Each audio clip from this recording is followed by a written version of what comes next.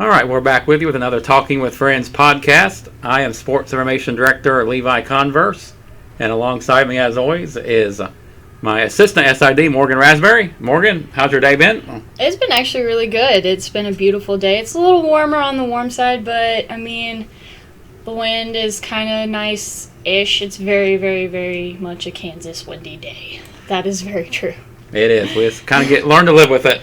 Pretty much, I guess. yeah. That's about the way we have to do it. Joining us today is Keith Townsend of FCA.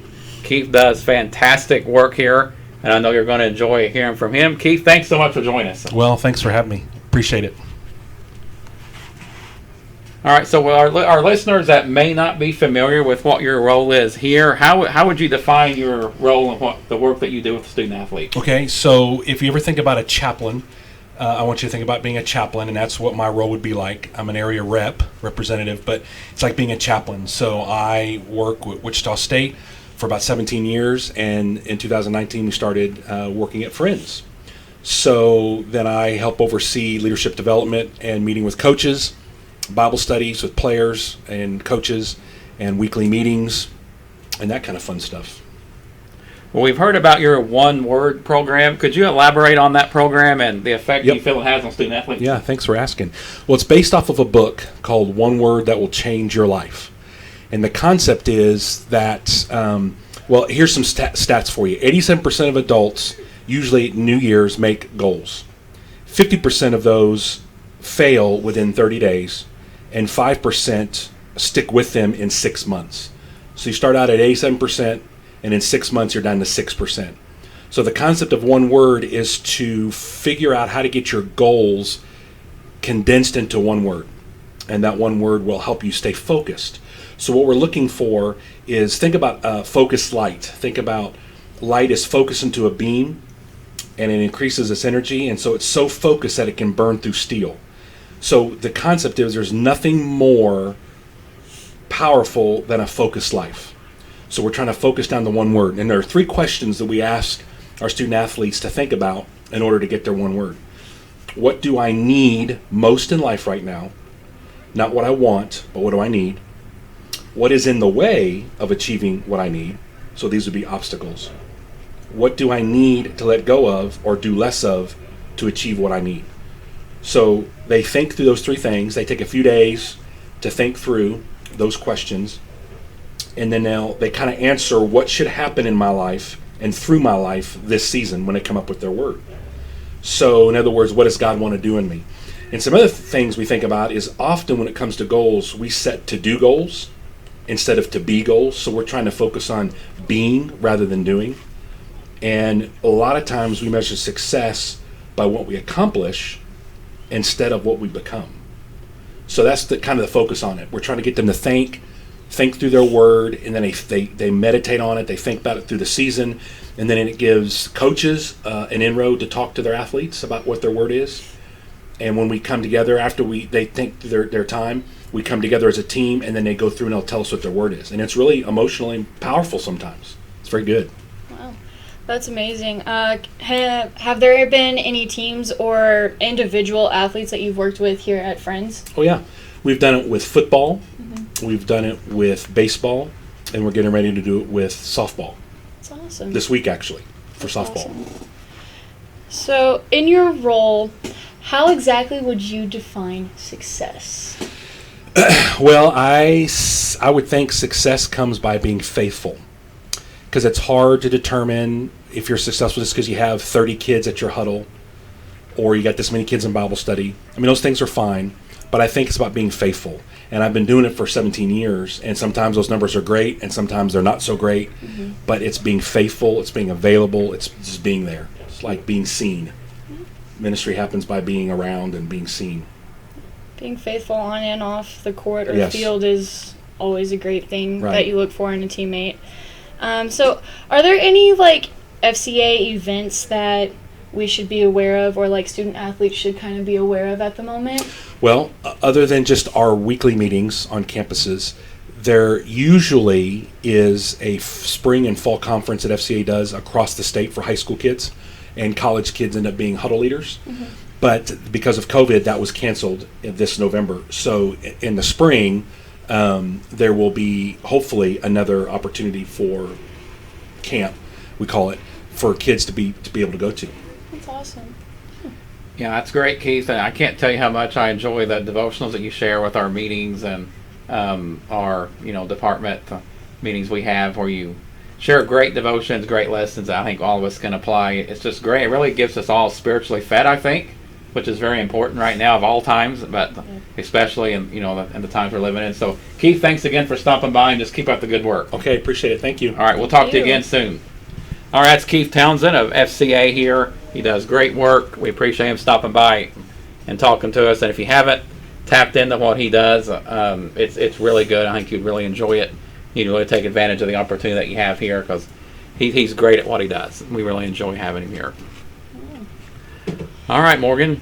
Oh, man. And further news for Falcon Athletics. Football took a tough loss on the road Saturday night. Yep. 20-17 at McPherson. Men's soccer was victorious here with a game-winning goal with 34 seconds left to win 2-1 over Bethel. Men's soccer. Because Men's women's soccer, yep. sadly, they did get postponed. I'm sure you could guess why. We're not going to say it, but I'm sure you can guess why. But men's soccer did win. But men's soccer did have a super amazing victorious win. It was always a close game, and especially in that second half, oh my goodness, like that's when both teams kind of came alive, and obviously that's when both teams scored, and thankfully we scored one more than they did, so that's all that matters. Yeah, went the longest time without a goal, deep in the second half, and we scored a goal, and Bethel tied it, and then Christian Rafaningo scored the game-winning goal. Isaiah Castile had both assists on our goals, and the men were victorious 2-1 over Bethel to even their record at 2-2 on the year. Volleyball lost a couple times on Saturday at Southwestern at a triangular in Winfield, Kansas. Yeah, we lost to Southwestern, sadly, in 3 sets, but they played tough, and that's all that matters. And I guess just Southwestern wanted it a little bit more than we did, and that'll get you every once in a while. That gets every team at every point. And then we lost to Kansas Wesleyan University in 3 sets as well. So that was a very, very tough day for Falcon volleyball, but it's okay because we're coming back in action, hopefully playing against Ottawa either this Friday or this Saturday. We're going to have news on that soon. But varsity is supposed to be playing against Ottawa because Bethel, I think it was Bethel, they had to postpone their game. So it's up in the air, but we'll share the news when we get it. But it could be against Ottawa this weekend. We'll have to kind of keep an eye on it. So catch in with us on Friday, and we'll give you all the updates on that. Yeah, we'll have all the updates on that hopefully by then. So football is at home this Saturday at 1:30. Sterling College will be here. Mm-hmm. Second home game of the year for the Falcons. Whoop, whoop. First home game, they were tripped up again at the last second, 37-35. Failed 2-point conversion. That had a chance to tie it. Avila hung on 37-35. Falcons will try to get back on the winning note this Saturday at home, 1:30 p.m. kickoff. You can get your tickets at friendsathletics.com. They're available exclusively online. Or if you download our Superfan U app, Friends Falcons, they're also available there. But no tickets available at the gate, as always this year. So get them online. In all honesty, too, guys, we really highly encourage that you guys do get the app, because we're actually thinking about transitioning and keeping the online tickets for further years to come in future years. So it's just already a good idea, especially if you do have a freshman or a transfer that'll be here for the next 2 to 4 years. That's always just a good app to already have, and you can already be on top of the game and already know what's going on and how to get your tickets and everything. So I've heard that they're really hardcore trying to just keep that one, because it's a pretty successful, so far it's been a pretty successful way of getting your tickets and making sure which or how many fans that we do have out in the stands. Yeah, it's a very good tool. It's quick, it's easy, online, friendsathletics.com, or download the app. Superfan U app, Friends Falcons. Do that if you haven't done so already. Other sports, MLB is now in the divisional series. If you're following that, it has kicked off a little over an hour ago. The Houston Astros are in action at the Oakland Athletics. The A's are actually up 3-0 now. The A's are up 3-0 on Houston right now in the That's third a inning. sad point. So the game 1 of that series, That's going to be a tough series right there, just in general, I think. we got some divisional matchups. Astros and A's, AL West rivals. And the other American League Division Series is the New York Yankees and Tampa Bay Rays. Ooh, AL that East, must be a fun one. AL East rivalries. That should be fun as well. Over the National League, you got the Miami Marlins, the Atlanta Braves, NL East participants. That will be fun. That starts tomorrow, along with the NL West, the divisional round of the NL West, San Diego Padres, Los Angeles Dodgers. So we got both rivalries going on in the divisional round. Yes. So it's a little bit interesting. Teams that know each other very well, especially this year, considering all the COVID changes that made to the schedule. You played your divisional teams much more than you normally would in the 60-game shortened season. That you had a lot of games in division to restrict travel and things of that nature. So they know each other really well going on. They're going to get a taste of postseason play now against each other. Again, the Astros are down 3-0 to the A's right now in the third inning. So we'll keep an eye on that as well. Later tonight, the Yankees and Rays begin their series at 7 p.m. Central.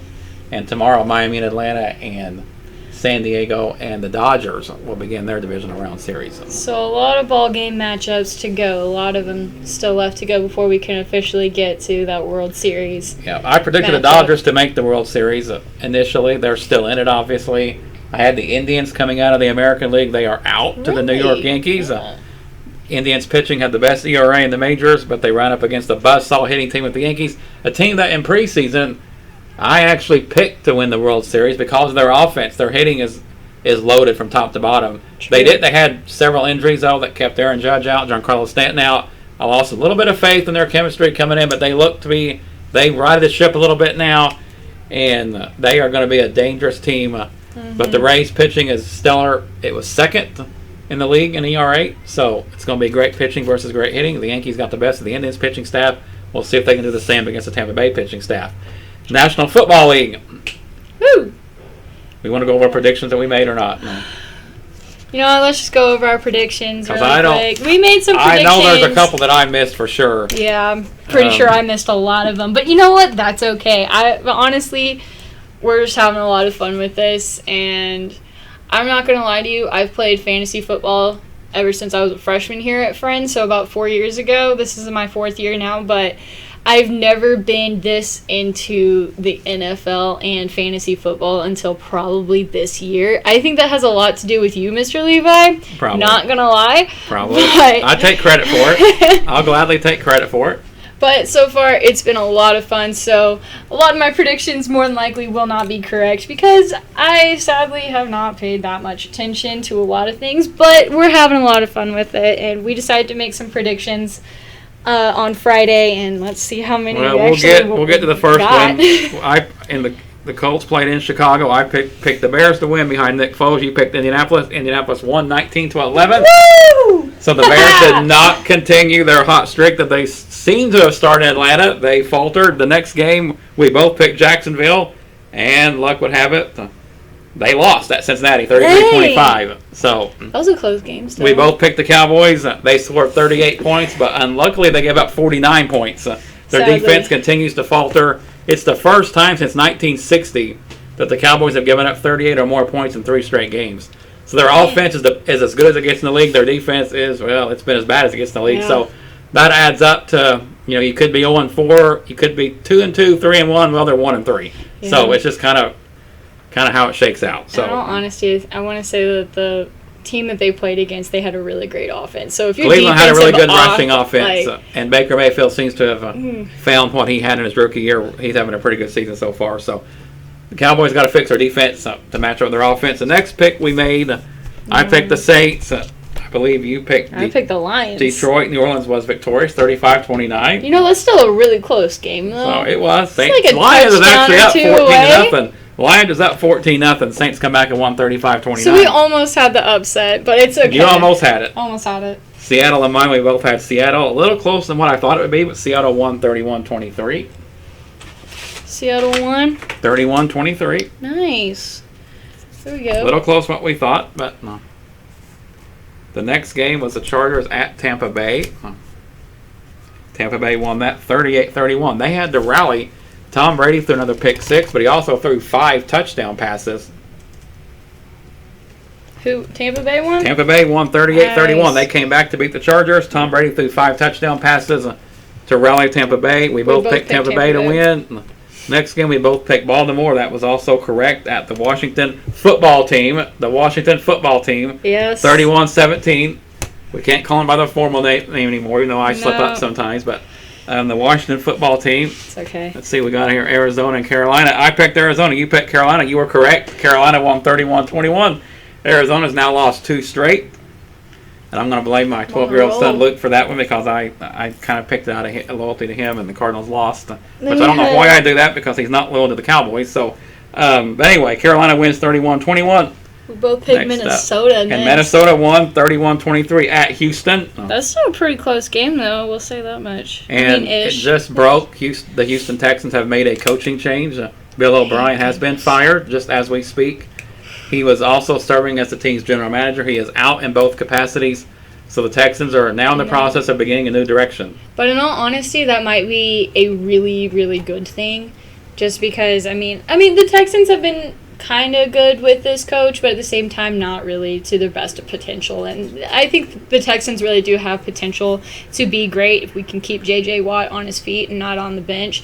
I will say that much defensive-wise. And then I think Deshaun Watson is still a really good quarterback. He's a phenomenal quarterback, but I will say that losing DeAndre Hopkins was a huge loss. So hopefully with this coaching change, that'll switch everything around for them. Well, that's a blemish on both ends of O'Brien's record because if you're going to serve as the head coach or general manager, you need to win on both accounts. And they're not winning quite enough on the field. They have been a playoff contender. They have been in the playoffs. They've not won enough in the playoffs.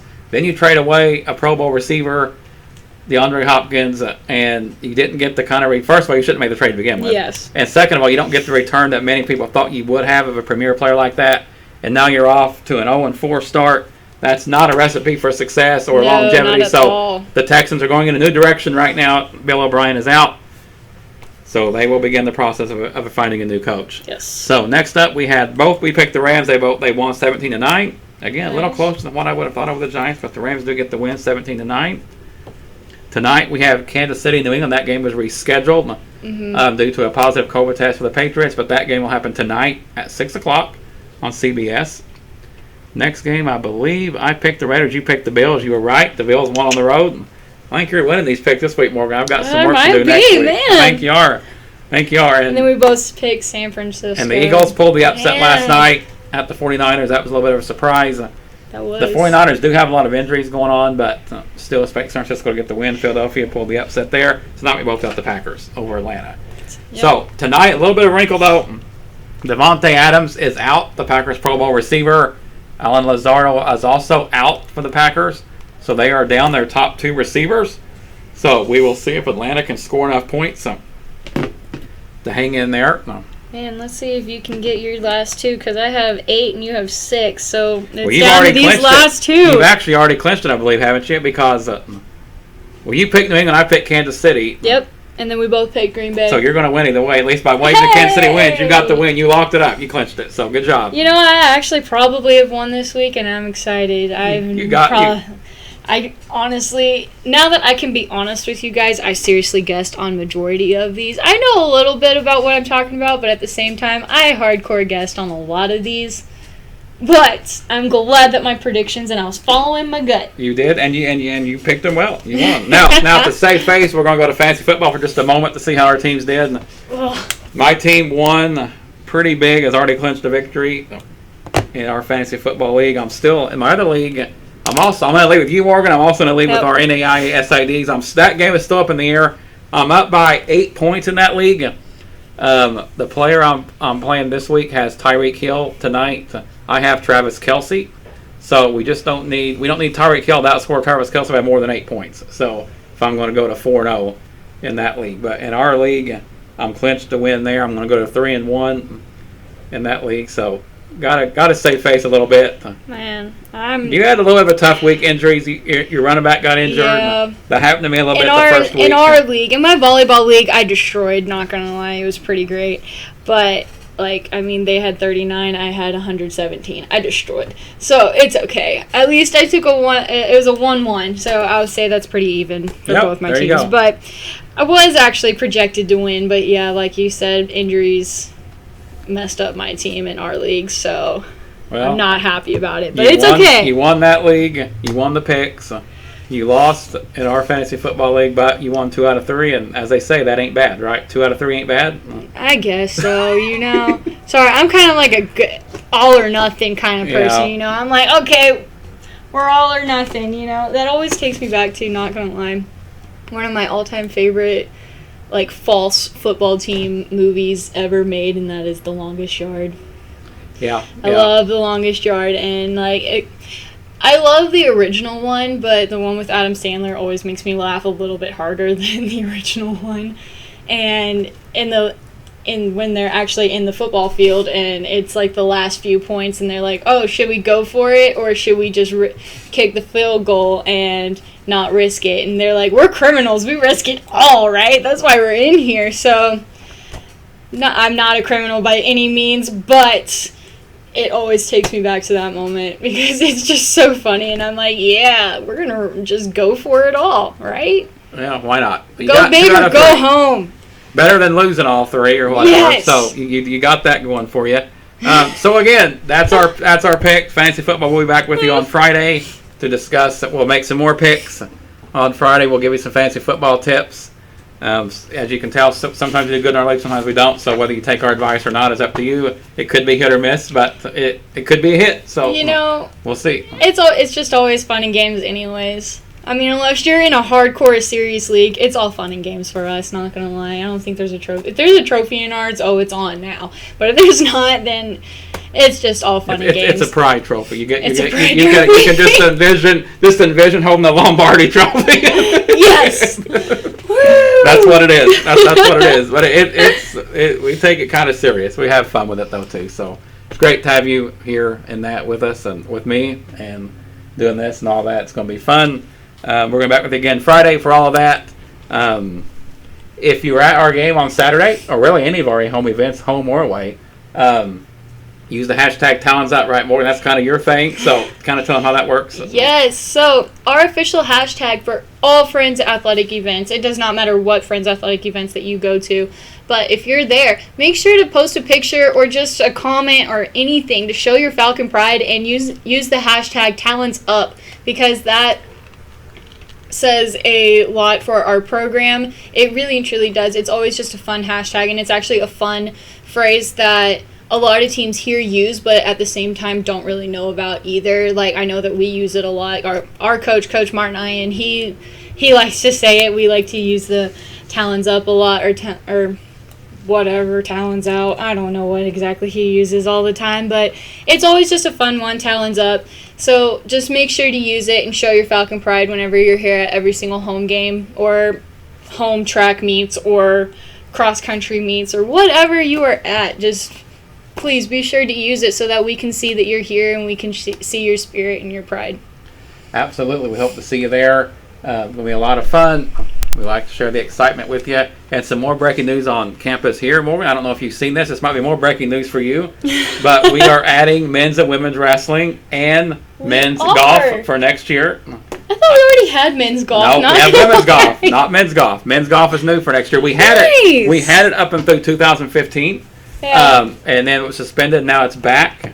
Awesome. And we are adding men's golf along with men's and women's wrestling for next year. I literally just released that before we come up here. Just a few minutes ahead of time. So I don't know if you've seen that or not. But Can I come back as a wrestler then? Breaking news, right? I'm from volleyball to wrestle? Let's go! We're talking about all kind of things. We might just explore every scenario on here. Everything. To add Morgan to whatever sport she wants. And we'll dive into exactly how it would work out. So, yes, let's do it. And then we'll go, and we'll give it a rating. We'll go 10, is, hey, go for it. And 1 is say, you better back out. I'm telling you, I think my track dream would work out. I'm not a runner at all by any means, so do not mistake me for a track runner. No, I'm talking about track throwing the discus type of thing, so that requires a lot less running, if any running at all. So I'd rather go that route, but I think that my track dream could probably come true. I'm just saying, Mr. Levi, it could happen. If there's a sport out there you think Morgan should participate in, besides obviously volleyball, just use the hashtag Talking with Friends. Yes. And see and let us know what you think. And all your comments, share all your questions, anything. Yeah, we will make sure to share your thoughts. Please, actually, let me know on what sport you think I should play. Yeah, who knows? She might just do it. I might. Trust you me, never know. She really might do it. I might be in a sling, but I'll do it. I don't care. She might go for it. She might go for it. Well, as some of you know, Morgan did have surgery a couple weeks ago. Yes. Is that right? Yeah. So it's going well though, right? Everything is going good. Surgery went well. Oh yeah, surgery went really, really well, and I'm officially starting. I started physical therapy last week, and I'm gonna go again this week on Wednesday, and that'll be it for me, like for all my physical therapy stuff. So I'm super, super, super excited to have started that and finally getting to actually work out and do certain, like, I'm very much limited, but I'm still in a sling, so, but I'm hoping for only 2 or 3 more weeks in the sling, and then I am free range, you know. That's something to look forward to. It is. I'm extremely excited. I've been in a sling since, August? Yeah. Even before I had surgery, guys. Like, I've been in a sling for a long time. And yeah, it was the first part of August when you were in the sling, because you come to my office, and I had no idea what was going on, and it just happened. That was quite a surprise to see what happened, but hey, it's going good now. So yes, but everything is great. I'm doing perfectly fine. Still praying about it. Still trying to get as healthy and as more back in general, because hopefully I'm coming back in the spring and going to continue my last year of playing volleyball, and that'll hopefully all work out for me, and I'll be stronger than ever coming back. So that's my plan. Yeah, that's something to shoot for. Absolutely. I'm looking forward to that. That's going to be exciting. But right now, and through every Friday for the year, we're going to be here with you. So again, use the hashtag Talking with Friends. We'll be back at you Friday. Morgan and myself will. So at 1 o'clock. 1 o'clock. Be there or be square. 1 o'clock on Friday. We'll be at you live again. Morgan, you want to pray us out? Yeah. So here we go. Dear Lord, thank you so much for this wonderful and amazing, beautiful day. Thank you for an amazing weekend, and seeing that all of the teams traveled there and back safely, whether it's our own team or the away team that came here. Thank you for protecting them and making sure that they got home safely. Please continue to bless each and every single one of us in our days, and just continue for more blessed weather, and continue for just an amazing, wonderful week ahead of us. And please just be here for all of us. And we thank you, Lord, so much for everything that you have done. And in your name I pray, amen. Amen. All right, so again, thanks for joining us. Friday, again, we'll be back at you live at 1 o'clock. So have a great rest of your week, and we will talk to you on Friday.